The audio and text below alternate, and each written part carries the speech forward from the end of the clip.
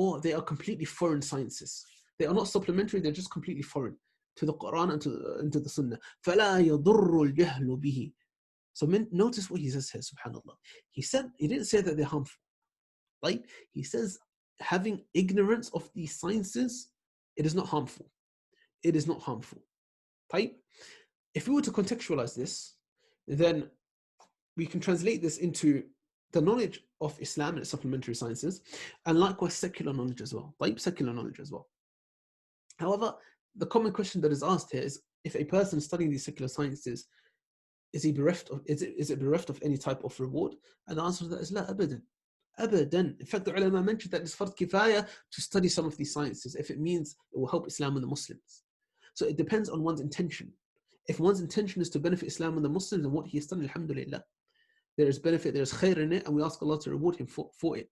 And in fact, it could be for him to study Islam, his ajr subhanAllah may be not in terms of ajr, in terms of his intention, la, but in terms of the benefit that he may bring to Islam and the Muslims, may be less than the takhasus, the speciality that he's already in.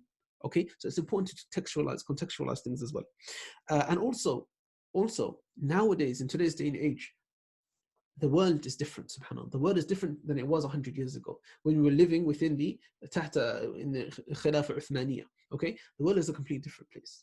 Okay, we are in a time in which the Ummah has never seen before. I believe there was only 2 or 3 years where there was no Khilafah, and that was when the Mongols invaded Iraq and Syria. And it's a chapter in history that literally, subhanAllah, you can't find much commentary of the ulama. It's very strange, subhanAllah. But it's a time that actually resembles today's day and age.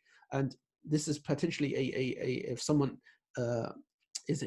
studies history, this is an area to definitely explore, inshallah, how the ulama interacted with those particular years, because it mirrors our particular years. Okay, so we're in an age or a time in which the ummah has lost its identity. We live in the era of post-colonialism. We have so many ideologies that are being forced upon us, forced upon our children, without knowledge of these sciences that are foreign to Islam, then we ourselves cannot apply Islam in our context. Right? So these secular sciences, I wouldn't say, subhanAllah, that they are now ajnabiyyah, they are foreign. No, rather they are khadima. I believe many of them are actually types of knowledge that will benefit the Muslims. Because how can we address things unless we understand it? Right? And you find many of the ulama, they mastered many different sciences because eventually it did serve to benefit Islam in their particular communities, in their particular contexts. So context and contextualization, wallah, is very important.